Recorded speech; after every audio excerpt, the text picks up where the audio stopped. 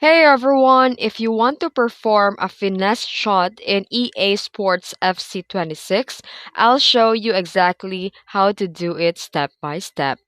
Let's get started. First, make sure that your player is facing the goal and has a bit of space. Finesse shot work best inside or just outside the box, especially when aiming for the far post. Now for the controls on the PlayStation, just hold R1 and on the Xbox, hold the right bumper. While holding that button, press the shoot button.